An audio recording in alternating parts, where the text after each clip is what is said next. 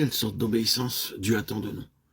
En relation avec la nature de l'obéissance, il y a 4 choses sur lesquelles j'aimerais attirer notre attention. Premièrement, Dieu attend de nous une totale obéissance, et non pas une obéissance partielle. La vie du roi Saül a sans aucun doute quelques leçons à nous donner sur l'obéissance partielle. L'histoire est bien connue de tous. Dans 1 Samuel 15, 9 à 23, nous lisons qu'il fut demandé au roi Saül d'exterminer les Amalécites. Nous voyons la réponse de Saül au verset 9.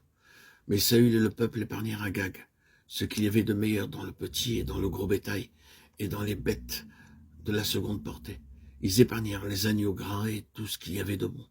Ils ne voulurent pas le vouer à l'interdit, et ils vouèrent à l'interdit seulement tout ce qui était méprisable et chétif. Lorsque le prophète Samuel vint s'informer, nous lisons la salutation de Saül au nom de Dieu au verset 13. Combien de péchés, le péché est trompeur. Il vivait dans la désobéissance et il était aveugle sur ce qui manquait dans sa vie. Lorsque nous vivons dans une désobéissance volontaire, cela amène de la cécité spirituelle. Saül admit sa défection, quoiqu'il essaya de se justifier. Le danger pour Saül fut qu'il s'éleva dans une fière et pleine suffisance. Aux questions même du prophète Samuel, il répéta la même réponse décevante et entêtée. Il y a également le bêlement de la brebis dans nos vies.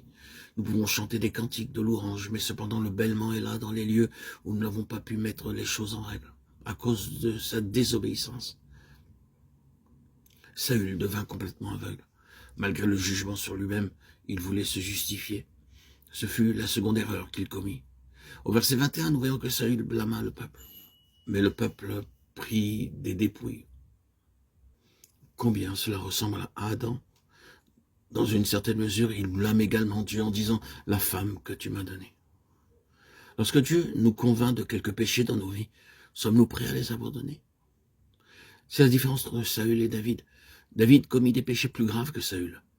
Mais lorsque Dieu le confronta avec ce péché, David ne se justifia pas. David reconnut son péché. Et avec un cœur repentant, alla devant Dieu, tandis que Saül voulut se justifier. Alors Saül dit à Samuel, « J'ai péché car j'ai transgressé l'ordre de l'Éternel et tes propres paroles. Je craignais le peuple et j'ai écouté sa voix. » Au verset 24. Il avait toujours des raisons pour justifier ses fautes.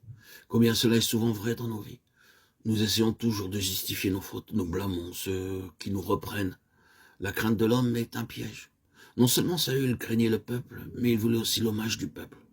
« J'ai péché, honore-moi maintenant. » Au verset 30. Saül voulait l'honneur devant les hommes. La crainte des hommes et l'honneur devant les hommes peuvent faire obstacle à l'obéissance totale de Dieu.